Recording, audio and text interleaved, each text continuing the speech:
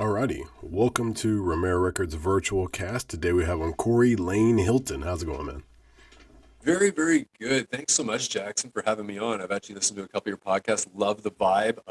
And yeah, I've actually kind of gravitated towards a couple of your guests on the podcast and stuff. And it's always good to kind of understand what you're getting into before you appear on one. So I really appreciate you having me on, and especially in the industry that I've been in the past. I'm not a musician by any means, but I can sure relate to a lot of them as far as the entertainment field. That's for sure.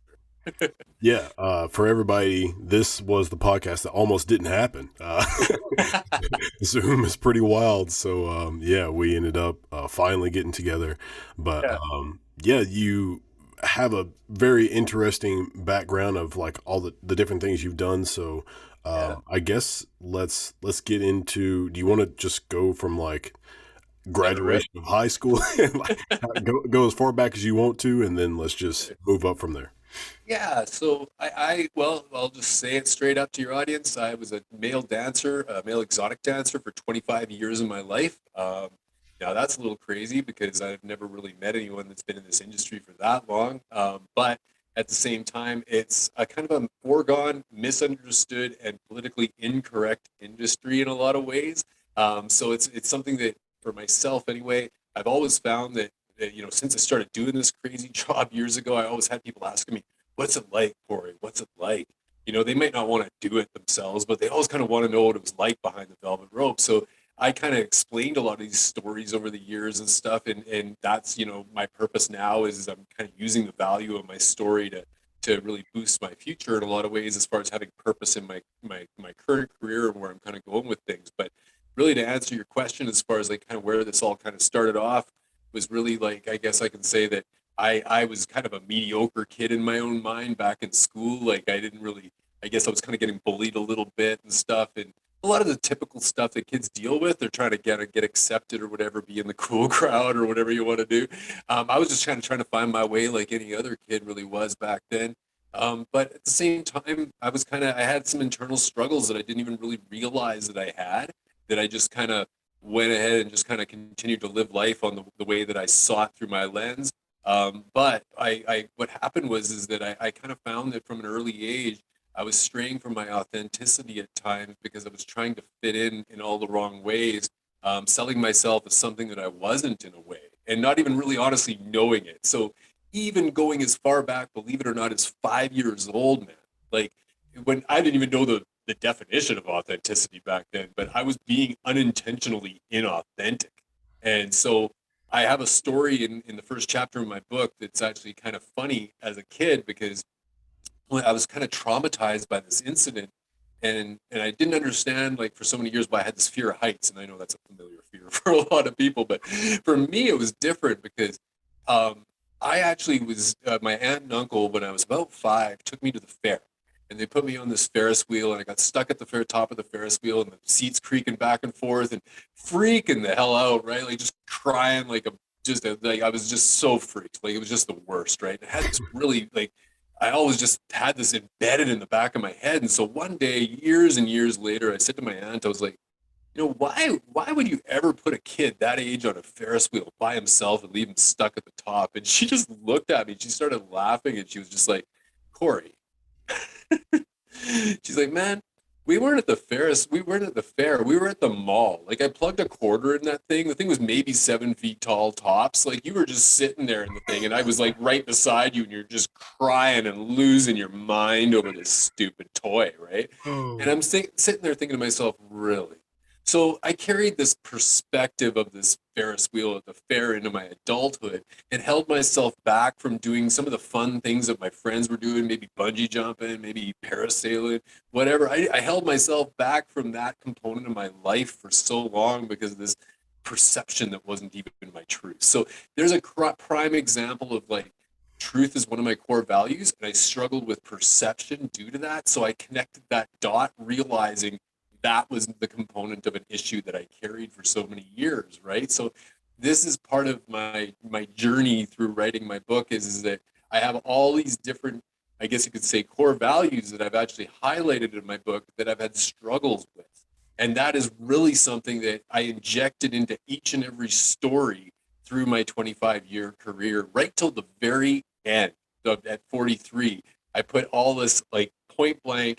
I'm saying like straight up accountable, like non, I guess you could say drug hazed, straight up, responsible side of me after it was all said and done, looking back at my past and connecting those dots.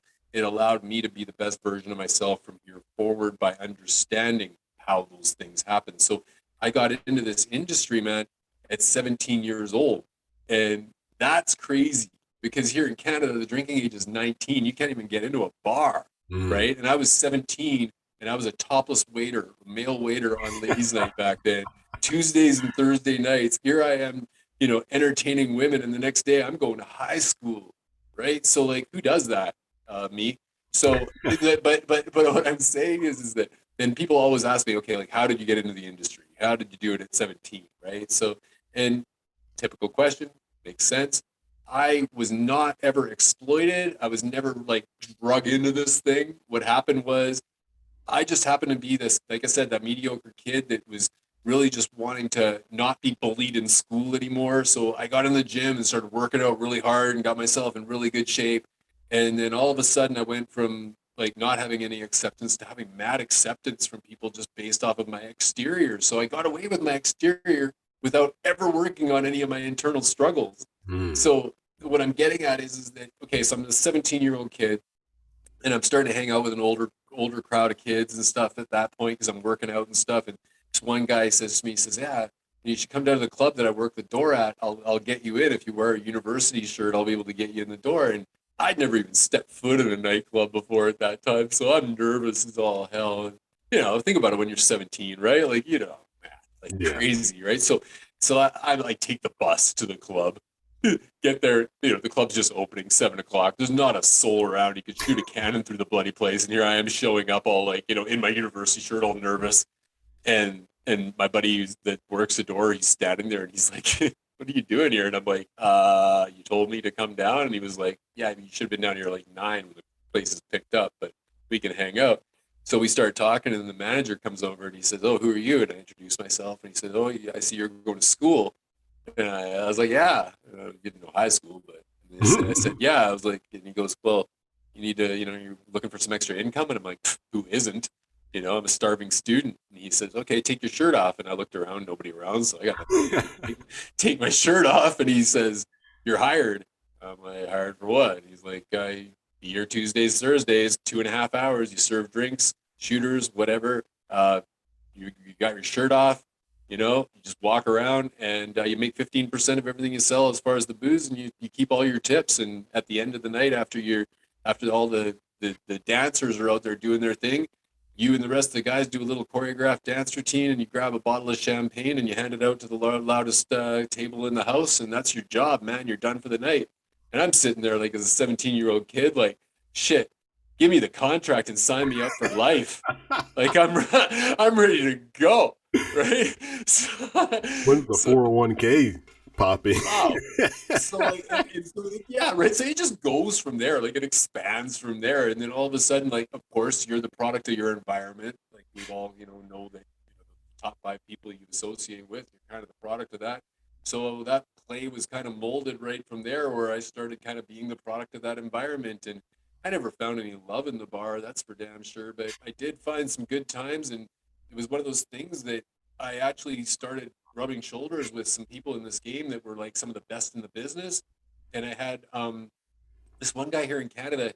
He was my mentor for years, and he actually said to me, he was like, "I know that you can't probably picture yourself doing what I do, but," he said, "you have everything. You have everything that I have and more to be able to do this."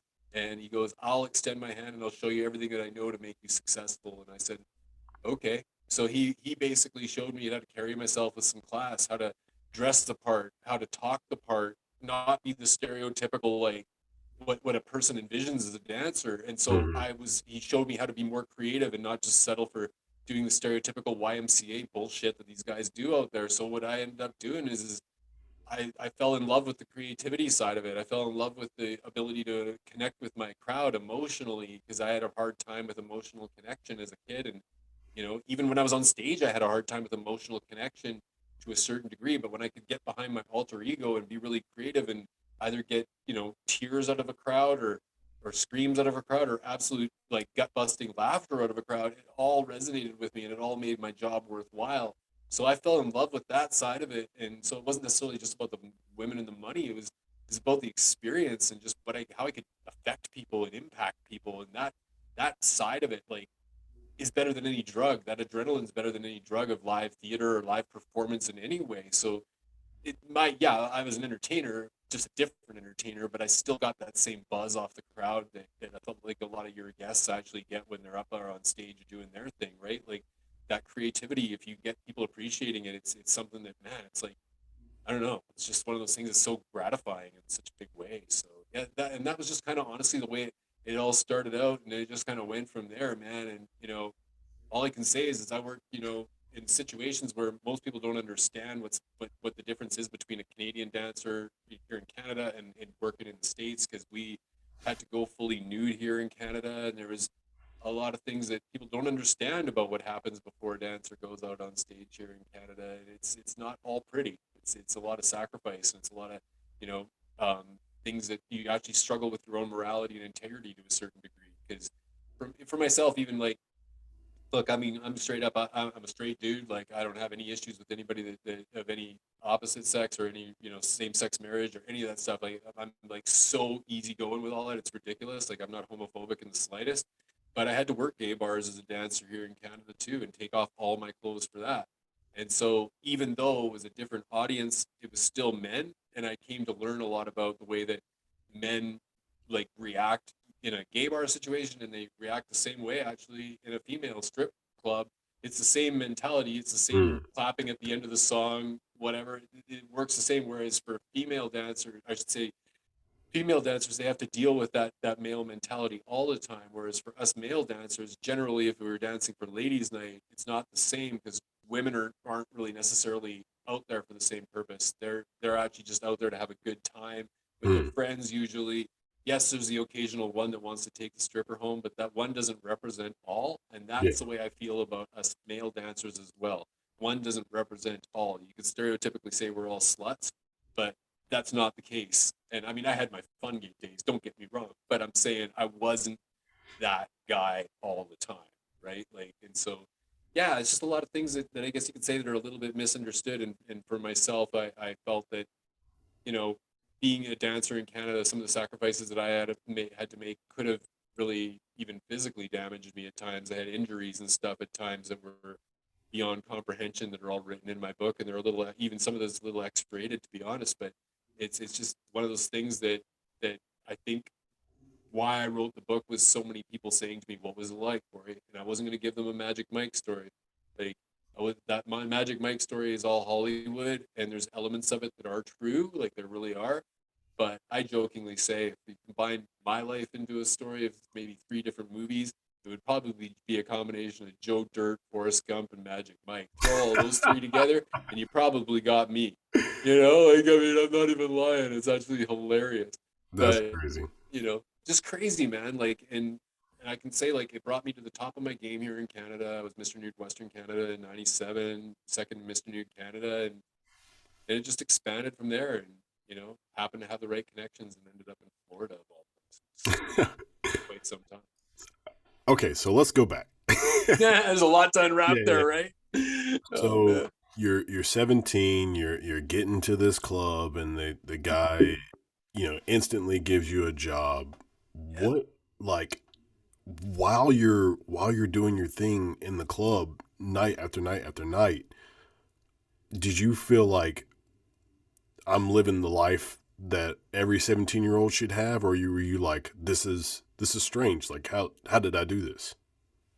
Yeah. I don't know about, like, I've never really thought about life that way, because my life has just been so whacked out, different, and unique than so many people. So, I mean, when I look at it, what is normal? Like, it's sort of like, I everybody chooses their path, and just because mine just happened to be that angle, I was, yes, doing it to make extra money, and I actually at that time really, in a lot of ways, didn't even deserve to have the money that I had in my pocket at times. But I would say that it was like I still tried to sustain some pretty much normality, I guess you could say, like outside of the bar scene. Like, because I always, in my own way, like I think that regardless of whether when I first started as that male waiter or as the guy that worked in the review at the largest beach club in North America, like it was all kind of like there was at times a component of myself that I put into my creativity and my shows, but I always tried to separate it and really tried to be myself when I left stage and still be the guy that that like anybody else out there. But I always tried to do that, but didn't realize that there were times, especially during my marriage, where I brought some of that ego off stage and brought it home with me unknowingly. Just honestly, like didn't even really truly realize that. So I guess it's like I would say that as unorthodox as it was of an industry, as crazy as you might think it was, yes, it was crazy for that couple hours. But when I got out of there, I was just like any other kid, Hmm. right? Like, really, I don't see myself, I don't put myself on any pedestal due to this, that's for sure. I still don't. And I would say, to experience something like what you were doing at such a young age, that would make you feel, that would like boost your confidence and make you want to, accomplish more things in life. Because let's take the average high schooler. If they decide to go to university or not, that's whatever path. If not, they usually just go get some job somewhere. But for you, like you, as you said, like you said, you were ready to sign the contract for life. You felt like you found a career, not just a job, a career. And most people that age are not at that step. They're working some deadbeat job or something like that, and tons of debt in university. So I think it would boost your confidence in what you could do, from then on out. It sort of did to a certain degree, depending on what it was. I mean, as funny as it sounds, like I've shown my entire body to like half of North America, Yeah. and people would think, oh yeah, you got to be, because of that, you must be so confident with everything, and it's like, no, um, you know, I had, as an example, like I've done a little public speaking.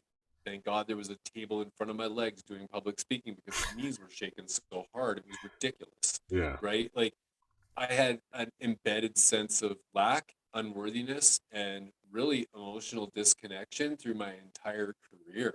Mm. I really did. I had a real problem with all those things, but again, based on being able to get away with my external, I really wasn't really addressing some of those issues that I had, and they ended up biting me in the ass in the end because I didn't really work on them. So I guess all I'm saying is that like again, you might assume that's the case, but this is part of my mission as far as why I wrote this book as well is that the guy that's going through the struggle of lack and unworthiness and those types of issues, I guess you could say, even especially the emotional disconnection with partners professionally or personally, I kind of find that I've walked that walk so in such a hard way and learned the lesson the hard way that I just kind of feel like that is something that I can help others out to not struggle with the same way because you might assume that I had all that under control based on what you would maybe see on the stage under my alter ego. But when the lights came down and I was at home myself, having to deal with those struggles, I didn't like the person that I saw in the mirror a lot of the time.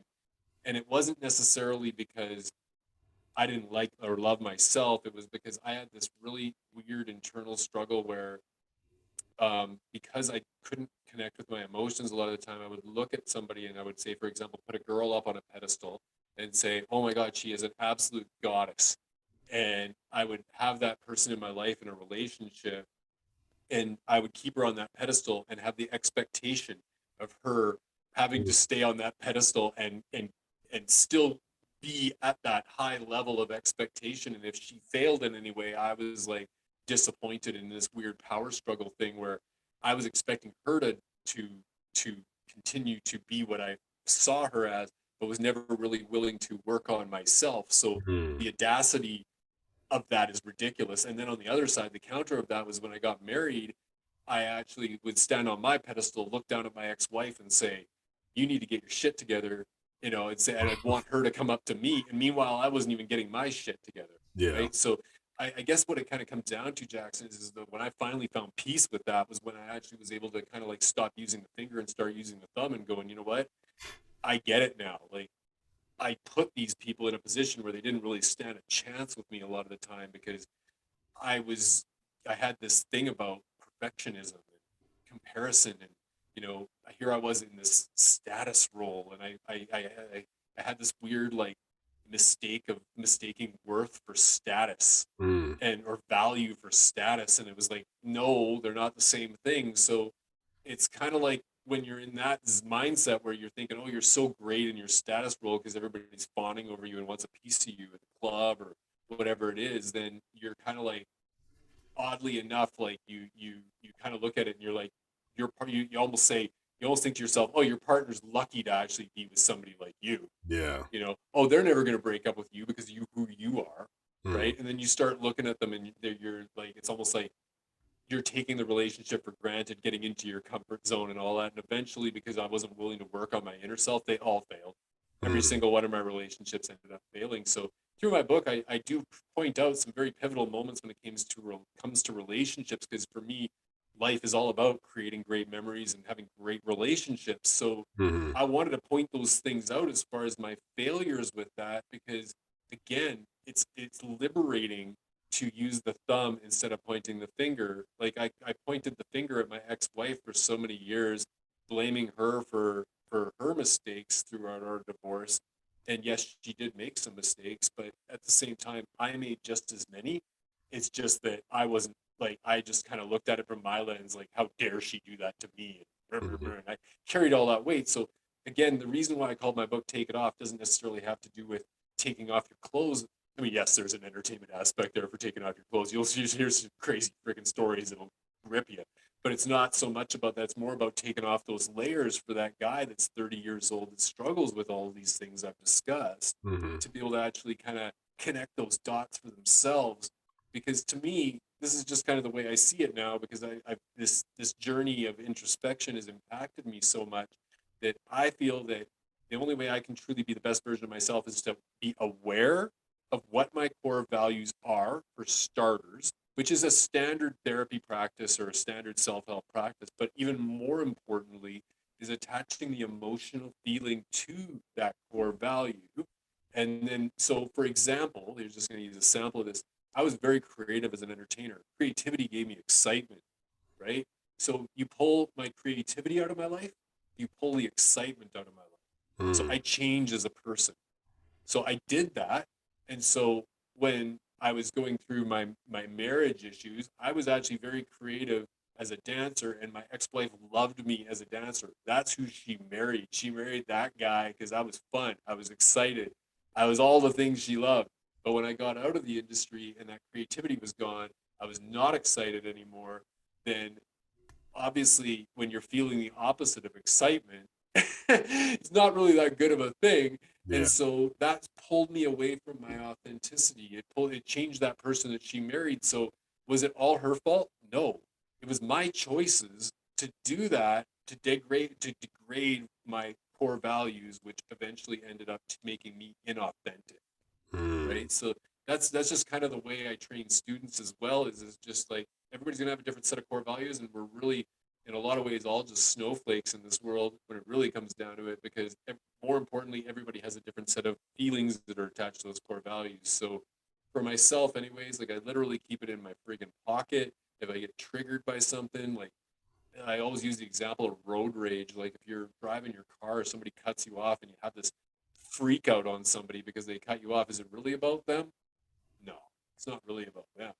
You're raging because you're pissed off about something that they did in the moment, but you're being triggered. So what is the trigger? And so I can almost guarantee, if I had a situation like that, I could reach into my pocket, look at my core values and go, okay, how am I feeling right now? I'm feeling really pissed off. I'm really angry right now, and I'm kind of in a rage situation. Which core value am I straying from? If I'm pissed off and I'm raging, what's the opposite of that? Oh, it's maybe connection or something, like something that's actually good, like a positive. And I'll go, okay, well, connection is my actual feeling that I have that's the opposite of this rage and anger. And connection is actually the feeling that is actually connected or representative of my core value of relationship, if you're keeping up with this. So by doing that, I can look at, what's going on if I'm in that rage mode, and go, there's a damn good chance that one of my relationships, whether it's my mom, whether it's my freaking boss, whether it's my girlfriend, there's something as far as my relationship shit right now that's not aligned. And that's the way I can connect it personally. So I think that it's very, very important for anybody that's trying to do this type of training or try to do this type of practice, because it's never going to be perfect, to really honestly just have the awareness of these things, and really more so and more importantly be aware of the opposite feeling of the what the core value feeling represents. So I know that sounds a little bit skewed and all over the place, but it really is the truth. And we, even my company, Daring to Share Global, that I've published with, and I do my authenticity training for other authors and teach them how to actually write more authentically, is we determine based on all those feelings that are connected to their core values, what is one word that represents that as an inner purpose feeling. And mine I came up with was harmony. So if I'm in the opposite of harmony, which is dissonance, and I'm in a situation where my house is a mess, my life is a mess, everything is in chaos, then I'm really in a place right now where I'm very inauthentic and I'm Hmm. straying from all my core values. And Yeah. so that's where you got to be really aware, right? And that's Hmm. just, I'm saying it's just a practice. It's never going to be perfection. But to me, if I have somebody in my life that's willing to work on that and I'm working on that, now in that relationship, I'm hitting a higher state of consciousness that I've never hit before, because it's always been that looking up or looking down, never looking them in the eye. And that's the Hmm. only way that I can find to look people straight in the eyes, to have a better understanding of them. I don't have to agree with them. I just need to understand. Something that you were talking about made me think of like one of the last things you just said, and that was like uh, letting the truth, truth just being your main your mindset, one of your very first things you think about when it's like a core value, and then also when you were talking about having like the road rage or something like that, it's pretty hard to be vulnerable and honest in those kind of situations, because if somebody does something where they get flustered, the honesty usually gets kind of pushed back because they're just trying to think of the thing that's like in their head, and they just want to get it out as fast as possible. So those things, what you were saying, trying to be the opposite of some of those feelings. Well, the key to that though actually is having the emotional intelligence, right? Because like there's a component of authenticity you have to realize syncs with emotional intelligence. So what I'm getting at is okay, so I'm in that trigger mode. I've just gotten cut off. I've got that physical feeling in my lower gut that's just like, oh, that trigger feeling, or the hair in the back of my neck, or my skin's getting flushed. Whatever your physical feeling that you're getting, when I get that, then I've got to realize, okay, I'm on what we call the arc of intense energy. And all that is it's a friggin' arc that's like this. It just goes up and up and up and up, and it's all about releasing emotion. So, say for example, I'm like halfway up this arc and I'm bottling up my emotions. It's something somebody said that pissed me right off, and I haven't responded. I haven't even addressed it. I haven't even absorbed it. I'm not even allowing it to dissipate. I'm just letting it build more and more and letting it piss me off even more. And guess what ends up happening when you let it continue to build? Something very inauthentic usually comes out of your mouth. It's Mm, something that you're probably just going to blurt out, and you're going to regret it later on, because because what's happening is your emotions are controlling you, and you're not thinking really rationally. And that's just stock market stuff. Like, how many times have you seen the stock market bounce up and down just over emotion, right? yeah. So it's just kind of like reining it in and understanding when I got that physical feeling, like especially when I have that physical feeling, I really got to take a couple steps back, breathe, and go, okay, where am I at? Why is this happening to me? Like, really, like, what's the real reason? And if people could really do that a lot more, it would help out a lot more as far as I personally think, as far as relationships goes, because I'll tell you straight up, my father who raised me was actually my grandfather. I was adopted by my grandparents, and he was like typical World War II vet. Like, I'm talking like robotic in his ways, because he was just like programmed that way from the military, and he had a lot of tragedy in his life, as being raised in the depression era, and he had suicide in his family background, a lot of hell that I could never even comprehend in my life. But all I'm saying is that the poor guy, like, he dealt with a lot of stuff, but he bottled up all those emotions because that was the way that he was taught, and it always ended up coming out the wrong way. And he was a great man, like a great man, but he just couldn't let it out, right? So I like kind of look at it like this: the whole thing behind Man Enough, like we kind of stereotype it like the hunter gatherer, the macho guy, the guy that doesn't cry, the guy that actually like stands up there and is the man, you know. And it's kind of like I get it, you know. That's like systematically what we're supposed to do. We've been marketed that shit. I think ever since Top Gun really came out. You can't cry, you know. But like, it's kind of like I say this in the last chapter of my book: let the dam break before you damn break, man. Mm. You know, like just do it because it's not making you any less of a man, even if you got to go into some other room so you don't somebody doesn't see you do it. Because I mean, I look at it like this: I can remember so far back into my childhood that, and I don't know if you can even relate to this, but for myself, when I was really little, I'd have a temper tantrum Mm. and I'd cry and cry and cry to the point that I didn't even know what the hell I was crying about anymore. And then all of a sudden, I would like figure that out and be like, okay. And then I can still remember this overwhelming sense of relief. It was Mm. like it just hit me like I felt like the whole world, like the just like the weight of it all just came right off of me. Yeah. And that is something that I just believe that looking back at that, like even as an adult now, that release is still the same. It's just that we're so bloody concerned about what everybody thinks of us all the time and trying to put on a certain face. So for me, the closer that I can stay with my authenticity and continue to train and use this practice, the more that somebody actually knows me. And I'm not selling shit to somebody that I'm one person today and another person tomorrow. 'Cause I've run into too many people like that in my life. And to be honest, we get sold shit all day long from so many things, so many different angles, that I really don't need my top five people in my life to be selling me something that they're not. Yeah. I've seen enough of that in my former life, having 5,000 acquaintances trying to have a piece of me all the time. I don't need that because that has a different intent behind it, right? Mm. So, yeah, like I'm just saying, I don't know everything. I don't claim to be an expert, but there are five of those letters in expert and experience. And I've had a lot of experience and a lot of falling on my face. And, you know, it's not how you fall, it's how you get back up. And at some point in your life, you know, some people never get it. Like so Mm. many people never get it, but the reason why they never get it is because they're not willing to go there. And I understand that for a lot of people because there's some bigger T traumas than I had. But all I'm saying is that I'm grateful as all get up that I actually was willing to do this because it liberated me as a human being and made Mm. me a lot better person for my future. And I'm like I said, I'm not here to toot my own horn. This isn't talking for ego. This is just really being real and raw about, you know, liking who I see in the mirror now, all my imperfections, and being good with that. Yeah. Because sometimes you just got to laugh at yourself and go, man, you know, I was full of lack. I was full of unworthiness. I was full of all that shit. And you just got to laugh at it and just go, yeah, that's that inner critic that's coming up and boiling up and that saboteur that's trying to get back in your head. You know, don't let it happen because you're better than that.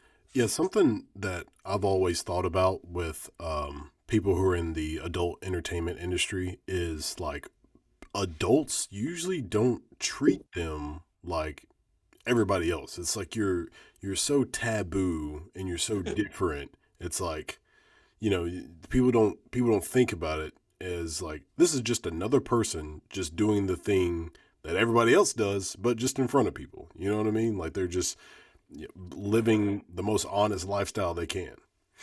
Yeah, and I mean, I'm not going to deny it, Jackson. I've been starstruck at times meeting certain people and having different perspective. You know, putting them on this massive pedestal. You know, and then I really look like I kind of oddly enough, I'm kind of weird like this, but I'll sometimes look at the obituaries of like when somebody's passed away, and I'm like thinking to myself, did they run their tank of gas out? Like, did they live a life where they actually like they really lived a life, or did they Yeah. die 20 years ago while they were still walking around on this planet? Right? Like, Yeah. who are you? Are you that person that's still working that, or are you like somebody that's been dead walking around for a while? I want to run my tank completely out, but you think about like there's some musicians, there's some actors, there's some people that I really admire their talent.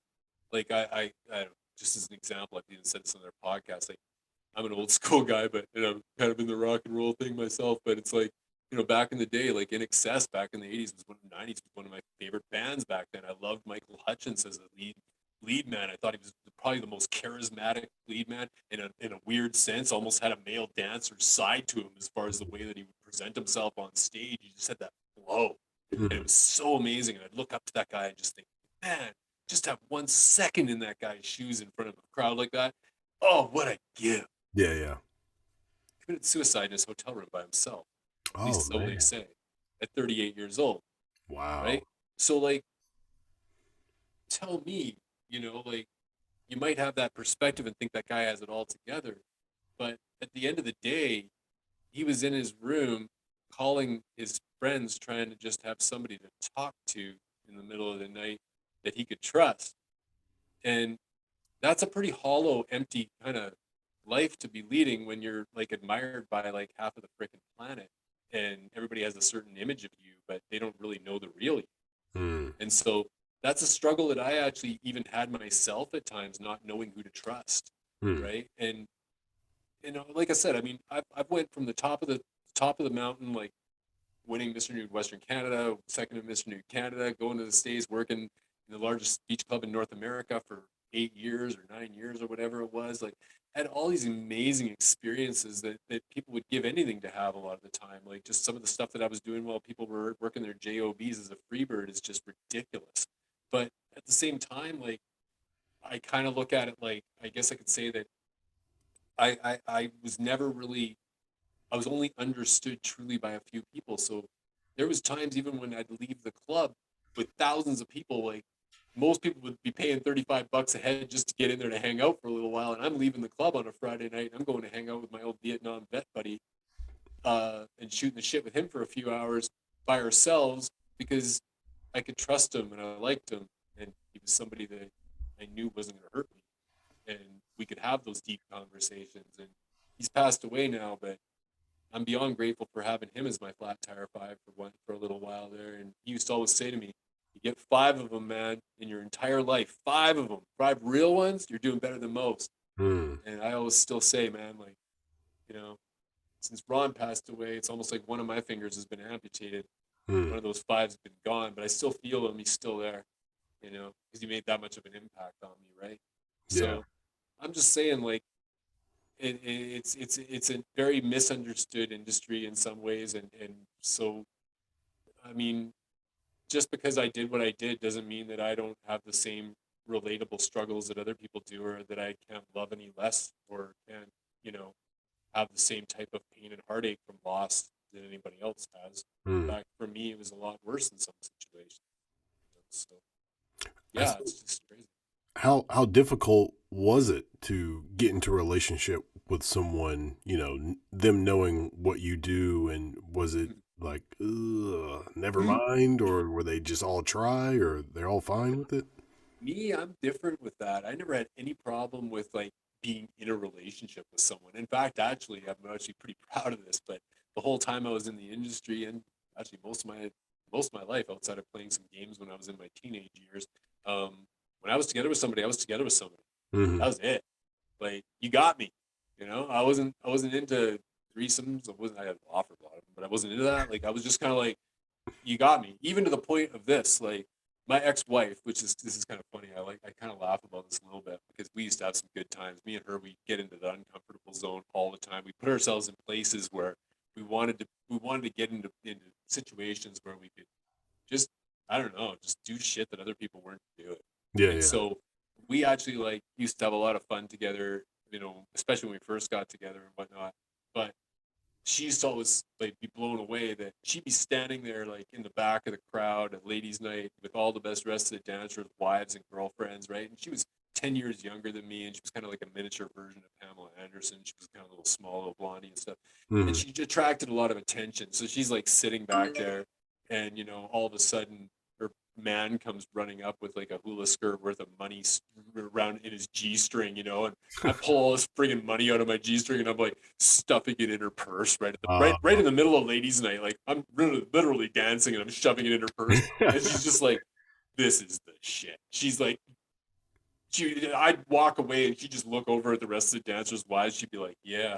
I'd put her there. Like I would make her feel so good about being with me. Yeah, And it was yeah. like, so it was kind of my obligation. I felt like I had to kind of do that Mm, because of, look, like look what I'm doing, right? yeah. So I didn't want her to have that.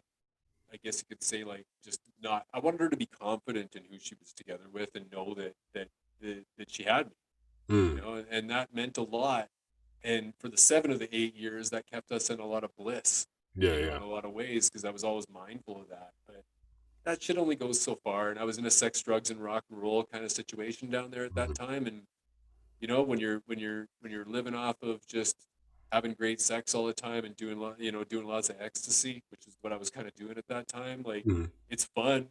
And we had lots of years of really good times and some killer memories that were made. I have no regrets at all. But we weren't working on us. We weren't like having the connection in our marriage. We were just communicating and just having a good time for a while, but it didn't it, there was love there. There was a lot of love there, but it just wasn't that teamwork thing. It wasn't that. It was always, like I said, it was looking at power struggle stuff, right? So Mhm. yeah, it's just yeah, it's interesting when I look back at all that now. But since I wrote this book and everything, it's been kind of cool because I was able to heal a wound with her that I thought would never ever heal. Mhm. Um, and that was just simply because, again, I was willing to look at myself. I was willing to use that thumb. And after we did that, you know, she actually found her own authenticity in her own way, just motivated off of what I was doing, right? So I Yeah. know I can impact people to do that, you know, and that's gratifying to me. I don't want her to hold that grief or that feeling of guilt for the rest of her life. I was married to this woman for that many, 8 years, Yeah. right? I loved her. I don't want her to struggle with that, regardless of the path she goes on or who she's with. Yeah, yeah. Yeah, I know I kind of got off subject on that, but You're fine. You're good. yeah, it's crazy, So I mean, it's just one of those things that I just kind of feel that when I wrote this thing, it was based off of the stories, and when I got finished the book, I realized that it just wasn't enough, and Yeah. it could have been released almost a decade ago, but I realized that it just wasn't enough, and I had to do a lot more inner work to put some impact and some purpose behind this, so that my readers could actually take something from it more than just hearing about my injuries or my sexual antics or my drug situations or whatever it was. But I'll say that I think that my reason why I gravitated towards ecstasy as much as I did back in 1996 was just simply because I didn't really know emotion. I knew it, but it was like in my family, there was not a lot of love yous and honeys and sweeties and all that stuff in my house. The love was expressed in other ways, and there was love there, just in different ways. And I was really hungry for that. And when I opened that door up, although it was a pill that opened that door up, it was like I tasted food for the first time, and Mhm. it just tasted really, really good. Yeah. And it brought me to the top of the world as far as partying. I was the life of the party. I was the guy that was wearing the lampshade on his head all the time, having a good time with everybody, and it was a blast, an absolute blast. But I hit the rock bottom as well on the other side of that coin, and when I was really at that point where I was relying on that to have a good time, and I was all by myself, and there was nobody around, and my family was a bazillion miles away. That was a hard reality, and Yeah. I really had to dig deep to understand that I was going down the wrong bloody path, and that the door that I opened up to try to find emotion through those drugs at that time, it brought me to a place, and it was fun, but it didn't bring me to the place I needed to be. And so now where I'm at is, although I don't have that same type of creativity or in my career or that same type of drug induced emotion, so to speak. Where I'm at now is my creativity comes from inside, not from the exterior, and it's based off of, like I said, my story, but also just being able to emotionally connect with the people that I'm training and working with. Because what I do is really confidential. Like I'm not about to go and say anything to anybody as far as people's private stuff. But again, you have to be willing to go there, and it's not an easy thing to do for just anybody. It just isn't. Yeah. Keeping that real, right? So, yeah. So take us through the book, like a short synopsis from front to back. Like, how's it set up? Was it just like throughout your life and then the experiences? Oh, Give us a little yeah. summary. I'll give you bullet points, and I know I feel like I've been talking this whole interview, and I apologize because I do have so much to say, but other podcasters, like I said, they're like, "Holy shit, we got some stuff to talk about." But but it actually does start off like I was saying, man, at like 5 years old, right? So it's that little story about the Ferris wheel stuff, blah blah blah. But then it goes to the point where I was 17, kind of going into the industry. So I'm going to bullet point this to a certain degree. I ended up after I got into that male waitering role, and then I ended up actually after that actually working the door as a bouncer on Friday and Saturday nights sometimes. Ironically, at 18 years old, IDing people while I was actually underage. That was kind of crazy. And then it went from there when I decided to become a right on like a total bodybuilder, and I started really hitting the weights really hard. Got into that realm. Got really big. Ended up on stage. Dieted down. Did a show, um, which was cool. That's really gratifying to be able to do. But at the same time, I started experimenting with steroids at that time. Believe it or not, I'm going to say this because it's in the book and it's just crazy as shit, but it did happen.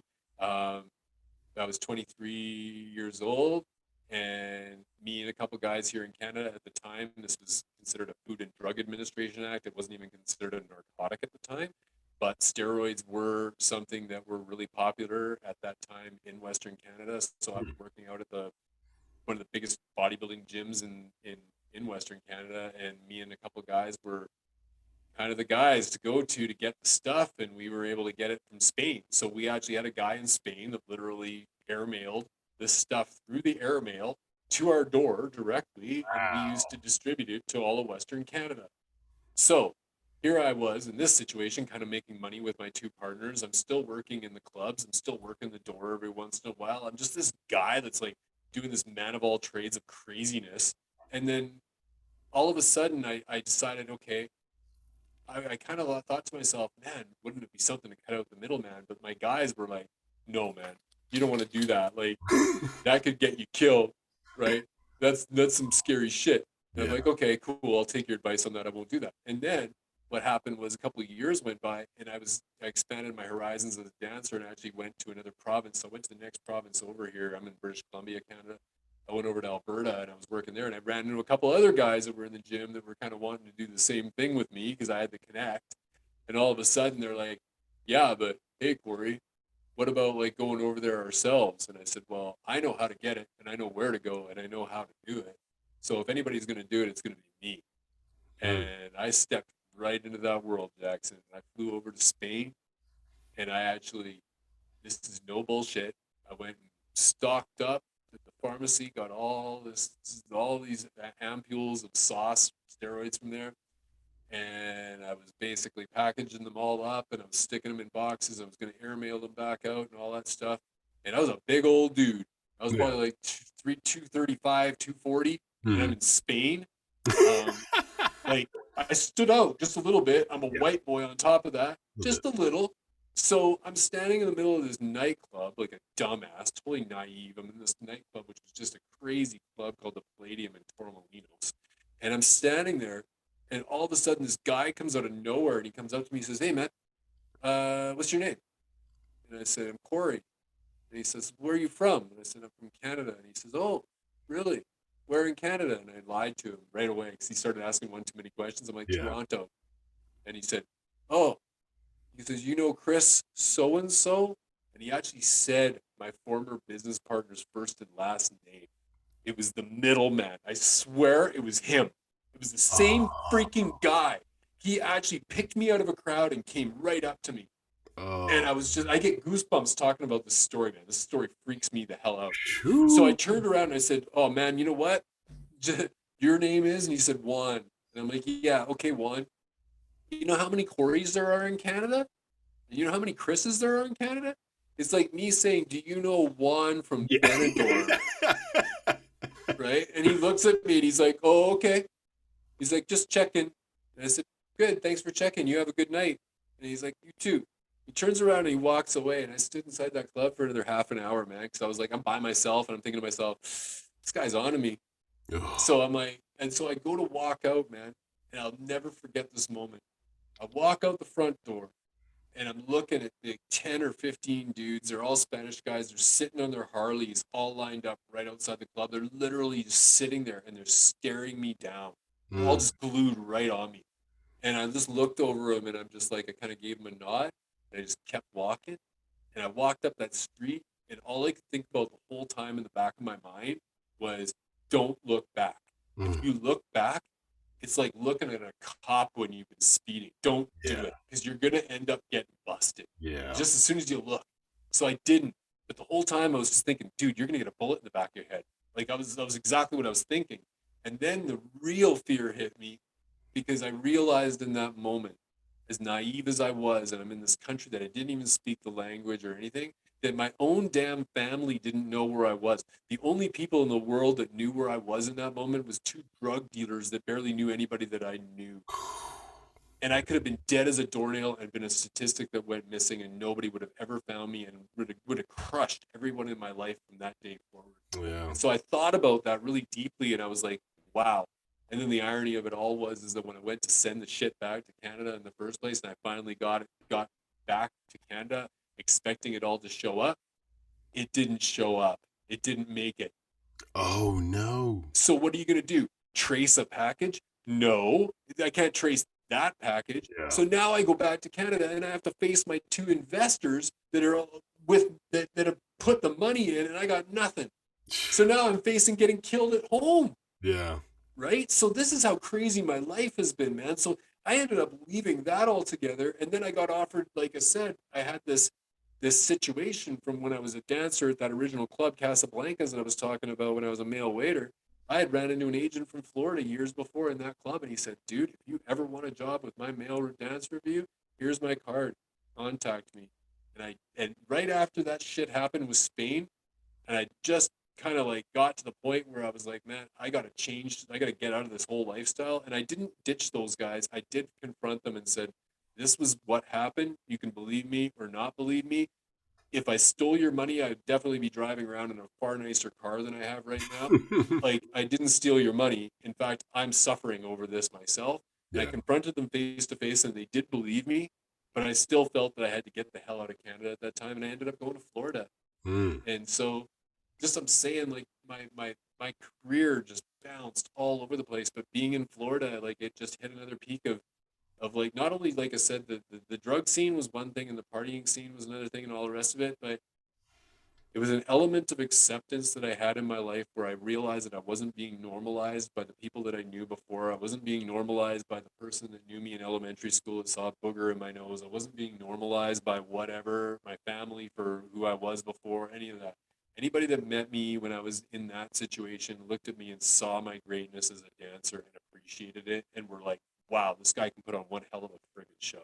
Yeah. And that's what I've come to realize, even doing what I'm doing now as an author and a coach, is that there's going to be people that are going to normalize me. There's going to be people that aren't even going to resonate with what I have to say. That's okay. I'm not here to satisfy the whole world.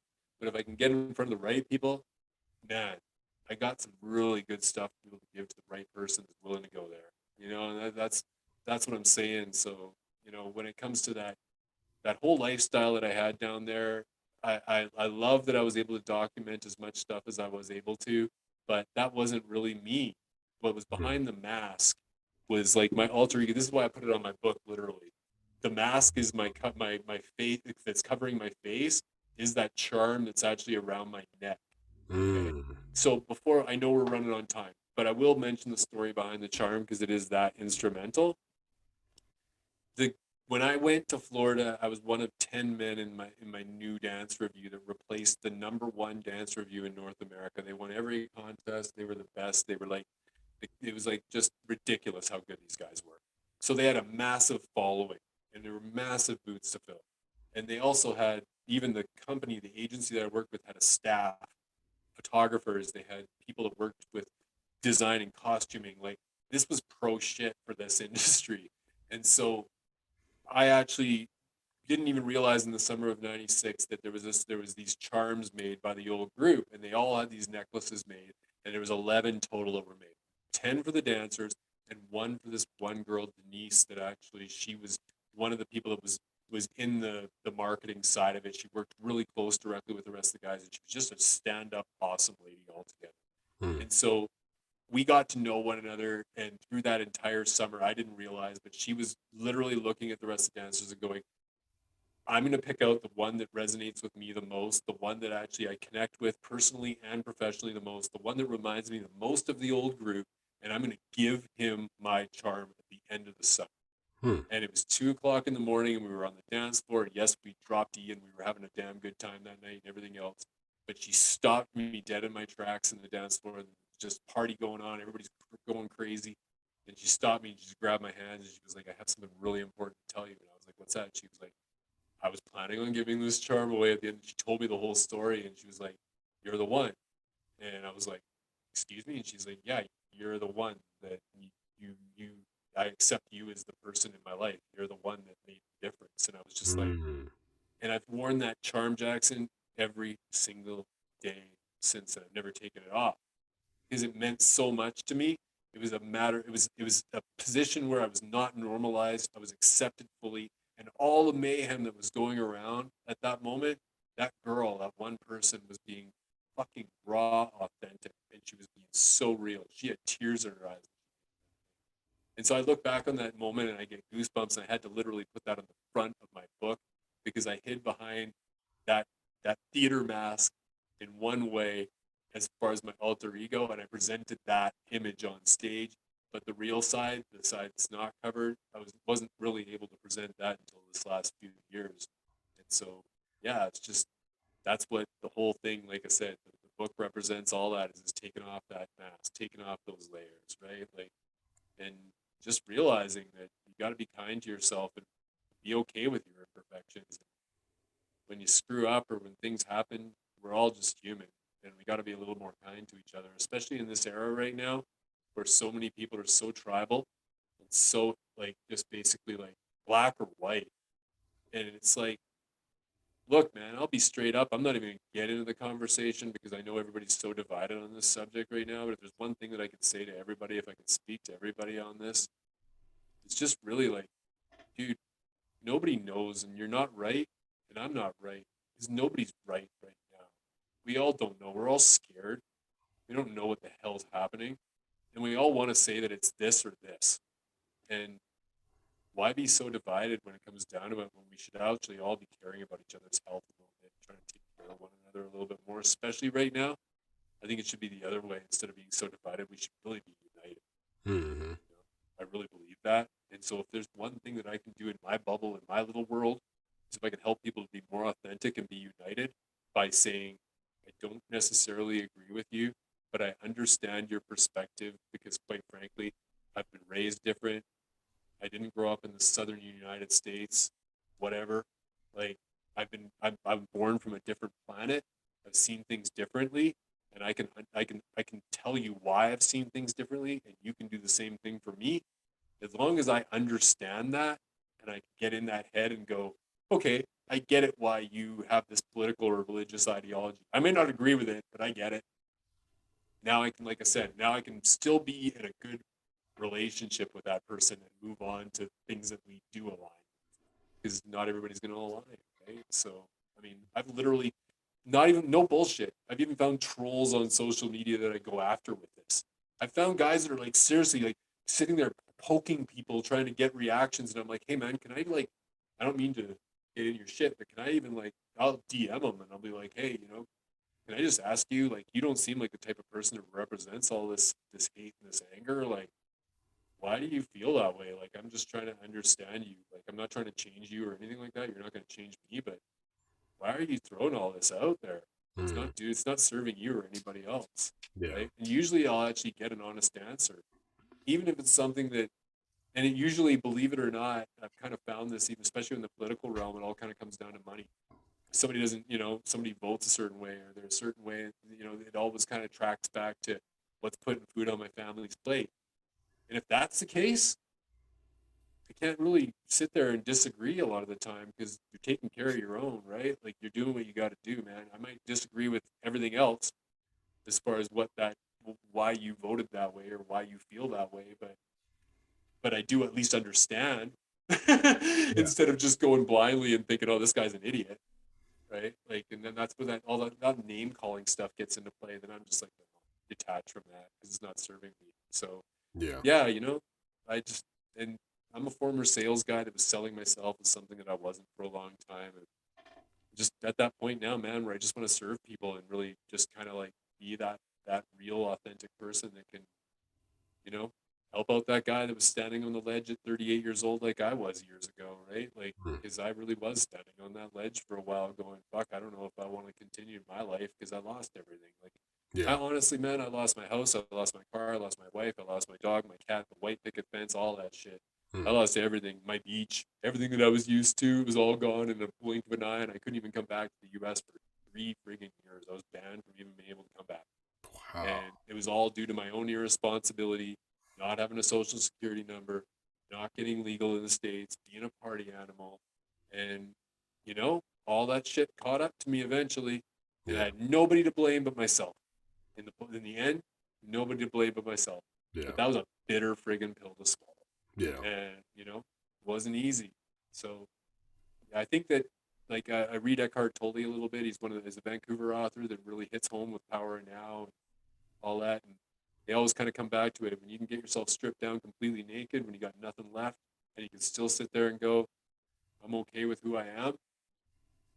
That's the big test. Yeah. Everything Yeah. from there is freaking gravy. So I've been there. And it could have been a road of destruction or it could have been construction. And I fortunately chose the construction side. But yeah, I still got lots of learning to do, lots of growth to do. Right? We all Yeah. got it. Yeah. We all have that. So Yeah. I just hope to help a few people along the way from my crazy experiences and entertain a couple along the way too. Still, so, yeah. Well, I think you've definitely accomplished that throughout this podcast. Let's go ahead and wrap it up. Everything that you've been saying is absolutely crazy, and I would love to read through this book. It sounds pretty wild. Yeah, Um, go I'll ahead send and you a give. signed copy. Thank you. Yeah, man. Go ahead and give everybody like your info as far as like how they could reach you, or see all your socials or Yeah. email, all that stuff. Well, I'll definitely send you my social links so you can post this on your actual podcast, right? So they can obviously just click on that.